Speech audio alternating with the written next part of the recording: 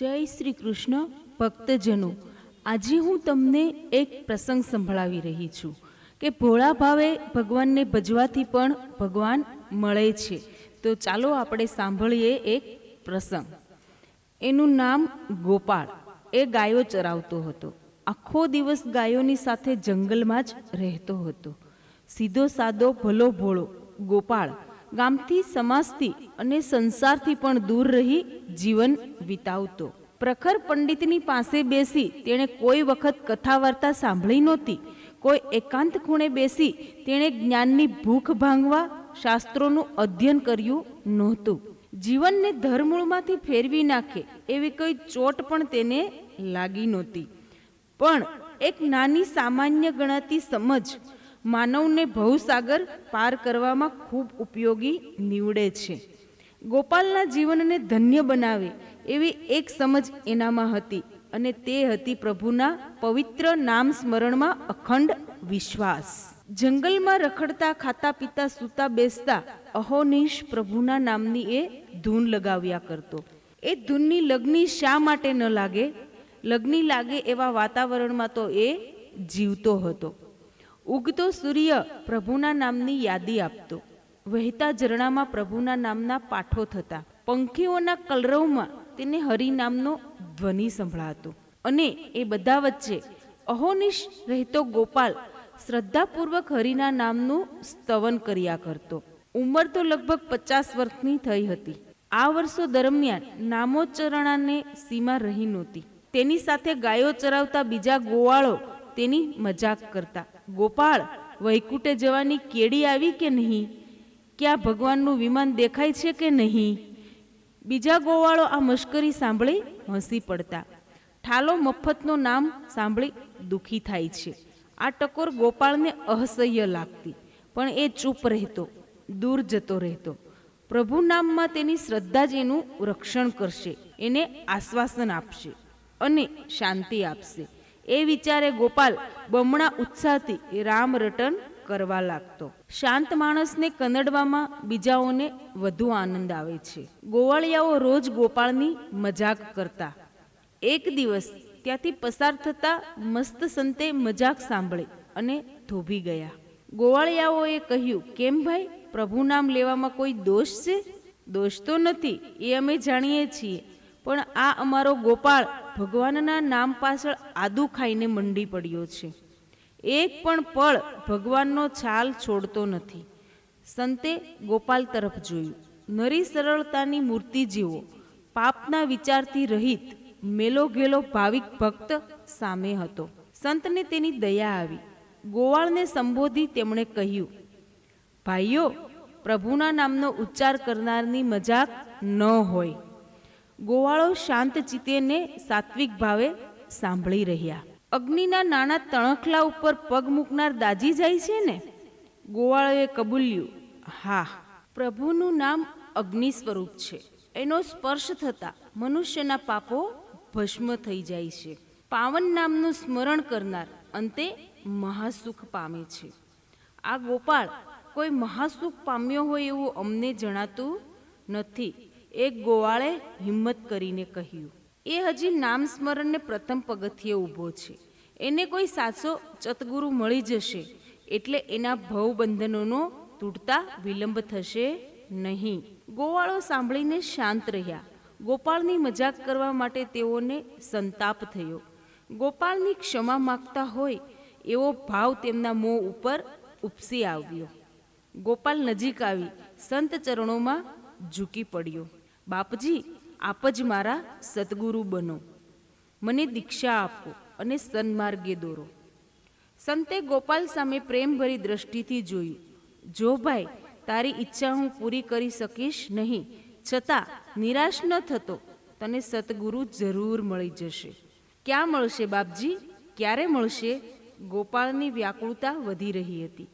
હૃદયના ઊંડાણમાંથી એ બોલી ઉઠ્યો, આ રસ્તે અનેક સાધુ મહાત્માઓ પસાર થાય છે. એમાંથી એકને તું ગુરુ ધારી લેજે.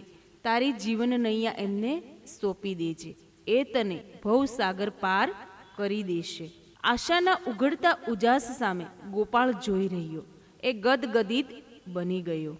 સતગુરુને હું કેમ ઓળખી શકીશ? હું તો અબુદ્ધ છું. ગોપાલની મુશ્કેલી સંત સમજ્યા. તેમણે ગોપાળને મસ્તકે હાથ મૂક્યો અને ભાવથી કહ્યું, સાચા સદગુરુનું તેજ સાનું નહીં રહે. તું જ એને ઓળખી લઈશ, જેના દર્શનથી તારી વાસનાઓ નષ્ટ થાય, તારામાં સાત્વિક ભાવ જાગે, જેનો શબ્દ સાંભળી તને અદ્ભુત આનંદ થાય, જેનો શરણ સ્પર્શ થતાં જ પ્રભુ પ્રેમની વીજળી તારામાં પ્રગટે, એને તારા ગુરુ ગણી લેજે. સાંભળીને ગોપાલને પરમ હર્ષ થયો. આંખો બંધ કરી એ ગુરુની કલ્પના કરવા લાગ્યો. ભવ્ય પ્રેમ મૂર્તિ, તેજ પાથરતા ગુરુદેવ. જીવન બધું જેણે ગાયોની સેવા કરવામાં ગાળ્યું છે ને જંગલની કેડીઓ ખૂંદી છે, એ ગોપાલના માનસપટ ઉપર ગુરુનું સ્વરૂપ આકાર પામ્યું નહીં. એ મૂંઝાયો. વિદાય લેતા સંતની આડે ફર્યો. બાપજી, મને ગુરુ મળશે? હા ભાઈ હા, જરૂર મળશે. સાચી ભાવના કોઈની કદી અફળ નથી ગઈ. ગોપાળ તો હવે ગુરુને શોધે છે. ગાયો ચરાવતા એની નજર ક્યાંની ક્યાં ભમે છે. કોઈ વાર દૂર સુધી જઈ આવે છે, કોઈ વાર વૃક્ષ પર ચડી જુએ છે, કોઈ વાર ડુંગરની ધારે ઊભો રહી પ્રતીક્ષા કરે છે, કોઈ વાર આવતા જતા માણસોને પૂછે છે, આ બાજુ કોઈ સાધુ સંત આવે છે? ગુરુને મેળવવા એ વ્યાકુળ બન્યો છે. એની ઊંઘ ઉડી ગઈ છે, એની ભૂખ મરી ગઈ છે. બપોરે ભાત લઈ આવતી પત્ની પ્રત્યે પણ એ બેદરકાર બન્યો છે. પત્ની લાગણીવશ બનીને પૂછે છે, તમને આ શું થયું છે? પણ ગોપાળ શું કહે? જેના હૃદયમાં અકથ્ય ભાવો ચક્રાવે ચડ્યા છે અને જેનો આત્મરામ સળવળીને જાગી ઉઠ્યો છે, એ પોતાની સ્થિતિ કઈ રીતે વર્ણવી શકે? એ અનુભવે છે અધૂરું અને અસ્પષ્ટ. સંપૂર્ણ અનુભૂતિ માટે તલખે છે. એ વલવલાટ વાછાને થંભાવે છે, માત્ર અનુભવે છે, વ્યક્ત કરી શકતો નથી. ગોપાળની આ વિચિત્ર સ્થિતિ હતી. પત્નીના પ્રશ્નની સામે એ બાઘા જેવો બની જોઈ રહે છે, સાંભળી રહે છે. પત્ની નિરાશ થઈ ચાલી જાય છે. ગોપાળ ગુરુને શોધે છે, વ્યાકુળ બનીને, બેચેન બનીને, વિશ્વાસથી, શ્રદ્ધાથી.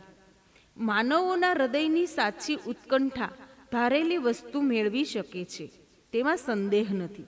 એક દિવસ, અલબત્ત બહુ દિવસોની સતત પ્રતીક્ષા પછી, ગોપાળે દૂરથી એક સાધુને આવતા જોયા. દર્શન ન થતાં જ એનું અંતર નાચી ઉઠ્યું.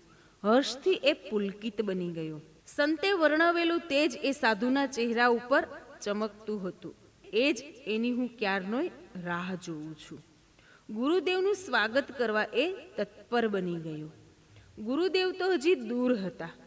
તાજા દૂધથી ગુરુનો પ્રથમ સત્કાર કરવાનો ગોપાલને વિચાર આવ્યો અને એ વિચાર આવતા જ ગાયો દોહવા બેસી ગયો. ગોપાલના હૃદયમાં ઉઠતી ગુરુ પ્રેમની સરવાણીઓની જેમ ગાય પણ અમૃત જેવા દૂધની ધારા તાંબડીમાં વરસાવવા લાગી. ગુરુની તેજોમય મૂર્તિ નજીક આવી પહોંચી હતી. મહારાજ, થોભો દૂધ પીતા જાઓ. લાગણીભર્યો અવાજ સાંભળી સાધુ થોભી ગયા. એક હાથમાં દૂધની તાંબડી, એક હાથમાં સદાય સાથમાં રહેતી લાકડી પકડી ગોપાલ ધસમસતો સાધુ પાસે આવ્યો. બાપજી, આ દૂધ પીવો, થાક ઉતારો અને મને ઉપદેશ આપો. સાધુ તો આ સાદા સરળ ગોવાળ સામે સ્નેહભરી આંખે જોઈ રહ્યા. ગોપાળે તો હવે એમના બંને ચરણો પકડી લીધા હતા. મને ગુરુ દીક્ષા આપો, મને કૃતાર્થ કરો. હવે હું આપણા ચરણ નહીં છોડું. સાધુએ ગોપાળના ચહેરા ઉપર સરળ ભક્તિભાવની પીંચી ફરેલી જોઈ. વિશુદ્ધ હૃદયનો વિશ્વાસ આપતી આંસુ ભરી તેની આંખો જોઈ. આડંબર વગરનું તેનું નિખાલસ વર્તન જોયું. સાધુનું અંતર દ્રવી ઉઠ્યું. ભાઈ, ઊભો થા, મારા પગ છોડી દે. નહીં મહારાજ, મને દીક્ષા આપો. સાધુ હસ્યા. ભાઈ, પહેલા તું સ્નાન કરી પવિત્ર થા. નહીં મહારાજ, હું તો ગાયો ચરાવતા શીખ્યો છું, સ્નાન વગેરેની ઝંઝટમાં પડ્યો નથી. મને ઉપદેશ આપો. આપના ચરણ દર્શન પામ્યા પછી કોઈ જાતનો વિલંબ સહ્યો જતો નથી. નિયમોના બંધનોને તુચ્છ ગણતી, પ્રેમ ભક્તિની પ્રખર ભરતી સાધુએ ગોપાળમાં ઉભરાતી જોઈ એ બોલ્યા, બહુ સારું ભાઈ, પણ તારે એક વ્રત લેવું પડશે દીક્ષા લીધા પહેલાં. આજ્ઞા કરો નાથ. આજ્ઞા કરો, પાળી શકીશ. હા, ગોપાલે દૃઢતાથી કહ્યું. સાધુ ગોપાલની સામે બેસી ગયા. તેમણે કમંડળમાંથી જળ લઈ ગોપાળ ઉપર ચાટ્યું અને કહ્યું, હવે તું ભોજન કરે તે પહેલાં પ્રભુને આરોગાવી પછી મોંમાં મૂકજે. ભલે મહારાજ, પ્રભુને ભોગ લગાવી પછી જ ખાઈશ. ગોપાલે ગુરુને દંડવત પ્રણામ કર્યા ને પૂછ્યું, આપ એ તો બતાવો, જે પ્રભુને મારે ભોગ લગાવવો છે એ પ્રભુ ક્યાં રહે છે, એમનું સ્વરૂપ કેવું છે? ભાઈ, પ્રભુનો વાસ તો સર્વ સ્થળે છે ને એનું સ્વરૂપ શું કહું? ગુરુ આંખો મીચી ગયા અને જાણે એ સ્વરૂપ સાક્ષાત નજરે નિહાળતા હોય એ રીતે કહેવા લાગ્યા. ભગવાન શ્રી કૃષ્ણનું સ્વરૂપ અતિ મોહક છે.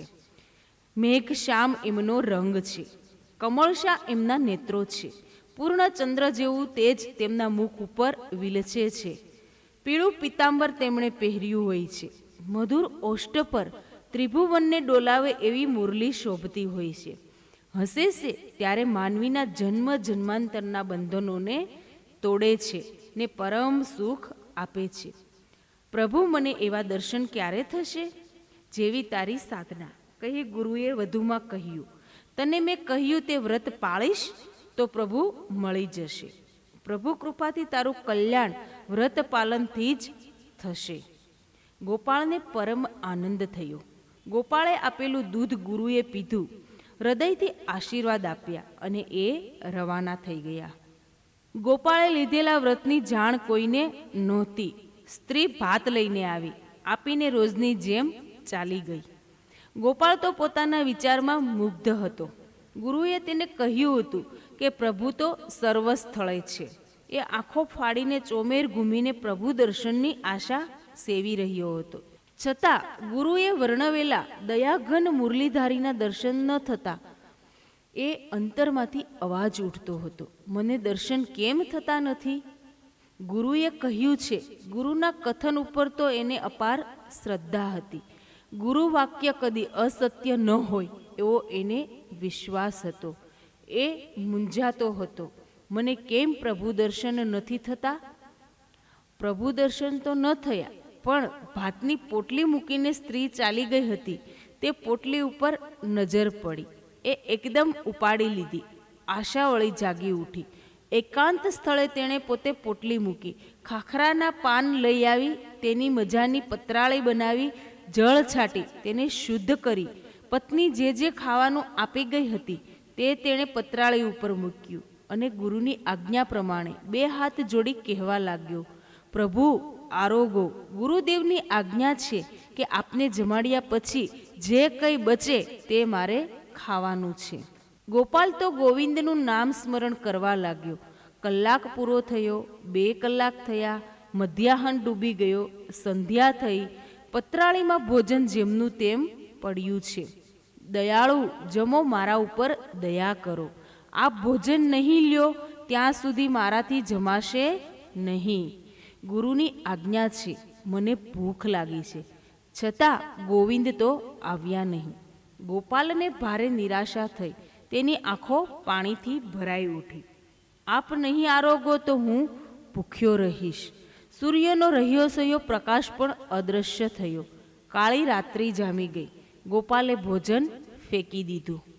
પોતાની ગૌશાળામાં જઈને સૂઈ ગયો.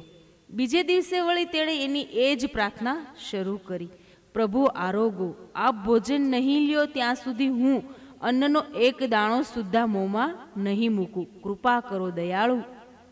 નીરવ એ જંગલમાં માત્ર આજુબાજુ ચરતી ગાયોને કાને તેની પ્રાર્થના અથડાઈ અને જાણે પાછી ફરી.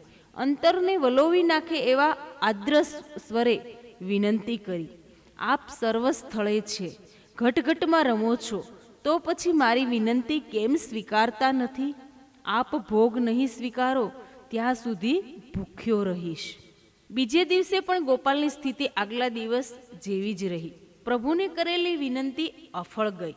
દિવસ પર દિવસ વીતવા લાગ્યા. ગોપાલની પત્ની તો ભાત આપી ચાલી જતી હતી, પણ ગોપાલ વ્રતમાં અટલ હતો. મરવું તો એક દિવસ સેજ ગુરુની આજ્ઞાનું ઉલ્લંઘન કેમ થાય? એનો નિયમ હિમાલય જેવો અડગ હતો. એની શ્રદ્ધાના રંગને કોઈ ખેરવી શકે તેમ નહોતું. ઉપવાસથી શરીર કૃશ થવા લાગ્યું, આંખોનું તેજ ઝાખું થવા લાગ્યું, ચહેરો કરમાવા લાગ્યો. ગોપાલને હાલત જોઈ પત્ની કાળી વેદના સહન કરતી હતી. નાથ, આપને શું થયું છે? ગોપાલ તો ગોવિંદના નામનું રટણ કરે છે. પત્નીની પૂરી વાત પણ સાંભળતો નથી.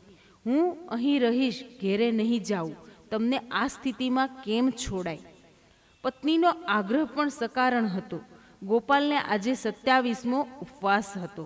રસ્તે જતા અજાણ્યા માણસના મોંમાંથી પણ અરેરાટી છૂટી જાય એવી હાલત ગોપાલની હતી. પતિને સર્વસ્વ ગણનારી પત્ની કઈ રીતે મન મનાવીને ઘેર જાય? ગોપાલ હઠીલો બન્યો હતો. પત્નીની વાત કોઈ પ્રકારે તેમણે માની નહીં. પતિની આજ્ઞા માથે ચડાવી રોકકળતી એ ઘરે ગઈ. એકલા રહેલા ગોપાલે રોજની જેમ એકાંતમાં જઈને પ્રભુને ભોગ ધર્યો અને તે આરોગવા પ્રાર્થના કરી. બેસવાની તો એમનામાં શક્તિ રહી નહોતી. એ જમીન ઉપર ઢળી પડ્યો. આજે એના રુદનનો અંત નથી. શરીરમાં રહેલી સર્વશક્તિ એકઠી કરી એ પ્રભુના પ્રાર્થના કરવા માંડ્યો છે. તેને લાગી આવ્યું હતું કે આજની પ્રાર્થના સેવટની છે. કાં તો હરિ પોતે ભોજન આરોગવા પધારશે અથવા હરિને આરાધતો આ દેહ પડશે. તેનું શરીર શક્તિહીન બન્યું છે, પણ નિશ્ચય સંકલ્પ વધુ શક્તિશાળી બન્યો છે. એ બહાવરો બની પ્રાર્થના કરે છે. ગોવિંદ ગોવિંદ નામનો ઉચ્ચાર જ તેનો શ્વાસ બની રહ્યો છે. એ શ્વાસ સિવાય, હરિનામના એક રાગ સિવાય તેનામાં કશું રહ્યું નથી. ઉત્કંઠા અતિ તીવ્ર બની વ્યાકુળતાએ માજા મૂકવા માંડી અને હૃદયના ઊંડાણમાં સર્વ સંસારી આવરણોને ભેદતો અવાજ જે માત્ર હરિ જ સાંભળે તે અવાજ બ્રહ્માંડ સુધી લહેરાવા લાગ્યો. અવાજ કરનારને પણ વિસ્મય પમાડે એવો અવાજ ગોપાળના કંઠમાંથી ગોવિંદના નામે પ્રગટવા લાગ્યો. પ્રભુ વાયુ વેગે હાજર થયા. કોટી કોટી સૌંદર્યનું તેજ ગોપાલની આજુબાજુ પથરાઈ ગયું. ગોપાલની નબળી પડેલી આંખો સામે પ્રભુનું મોહક સ્વરૂપ મલકી રહ્યું. ગોપાલ સ્તબ્ધ થયો. આ શું? ગુરુની વાત યાદ આવી. ભગવાને પીળું પીતાંબર પહેર્યું હતું. મુખની મનોહરતા તો અજબ હતી. હાથમાં મુરલી અને કટી ઉપર મેખલા શોભતી હતી. આંખોમાંથી અમૃતધાર વરસતી હતી અને કૃપાળુ મંદ મંદ હસી રહ્યા હતા. ગોપાલ, ઉઠો, હું ગોવિંદ. રૂપ માધુરીમાં નહોતા. ગોપાલ પ્રભુના ચરણોને ચોટી રહ્યો. ચરણ સ્પર્શ થતા તો શરીરમાં વિજળિત શક્તિનો સંચાર થયો. અશક્તિ એકદમ અદૃશ્ય થઈ ગઈ. પણ એની વાચા ખુલી નહીં. એ તો અવાક બની ગઈ હતી. ગોપાલ તો પ્રેમાશ્રુઓથી ભગવાનના ચરણ ભીંજવવા લાગ્યો. રડ નહીં ગોપાલ, પ્રેમથી પીરસેલું તારું ભોજન જમવા હું આવ્યો છું, કહી પ્રભુએ તેને બેઠો કર્યો. ગોદમાં લીધો. તેના આંસુ પોતાને હાથે લૂછ્યા. પ્રભુનો કર સ્પર્શ થતાં ગોપાલ તો મહાસુખ પામી નાચવા લાગ્યો. એને આનંદ ગેલો થતો જોઈ ભગવાને મુક્ત હાસ્ય વેર્યું. ગોપાલ, હું ભોજનનો ભૂખ્યો નથી, હું તો ભાવનો ભૂખ્યો છું.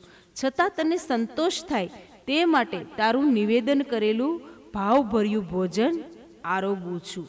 પ્રભુને જમતા જોઈ ગોપાળ કૂદકા મારવા લાગ્યો. ગુરુના આશીર્વાદ આજે ફળ્યા હતા. ભવોભવના બંધનો તૂટ્યા હતા. દેવોને મહામુનિઓ જે દર્શન સુખ માટે ઝંખે છે તે ગોપાલને આજે મળ્યું હતું. આજે એના આનંદનો પહાર નહોતો. એ ભવસાગર તરી ગયો હતો. શ્રી પ્રભુના દર્શન પામ્યો હતો. પ્રભુની કરુણા પ્રાપ્ત કરી ચૂક્યો હતો. એમનું વિશ્વમોહક રૂપ જોયું હતું. ગોપાલ ધન્ય બન્યો હતો. તું હવે ઘરે જા, સૌને સુખી કરજે. આયુષ્ય પૂરું થયે તને તારો વાસ ગૌલોકમાં થશે. આટલું કહી પ્રભુ અંતર્ધ્યાન થઈ ગયા. પ્રભુની મૂર્તિ નજર પાસેથી ખસતા જ એ વિવશ બની ગયો. પ્રભુનો વિયોગ તેને અસહ્ય લાગ્યો. ઘણીવાર સુધી કલ્પાત કર્યું. આખરે તેણે પ્રભુનો પ્રસાદ ગ્રહણ કર્યો. દેહમાં નૂતન ચેતન આવ્યું. સંસાર સામે ટકવાની હિંમત આવી. આધ્યાત્મિક શક્તિ મળી. પૂર્વવત ગોવિંદના ગુણ ગાવા લાગ્યો. પ્રભુ દર્શનથી અને પ્રભુનો પ્રસાદ આરોગવાથી એની સંસારી લાલચાઓ નષ્ટ થઈ હતી. હરિનામનું સ્મરણ જ એનું ધ્યેય રહ્યું હતું. ગુરુ વાક્યમાં રાખેલી શ્રદ્ધાએ એને પ્રભુ દર્શન થયા હતા. જીવન ધન્ય બન્યું હતું. ગોપાળ માત્ર ગાયો ચરાવતો ગોવાળિયો રહ્યો નહોતો. એ તો હવે પરમ ભક્ત ગોપાળ હતો. પ્રભુને પ્રિય એ સર્વને પ્રિય બન્યો હતો. જય શ્રી કૃષ્ણ.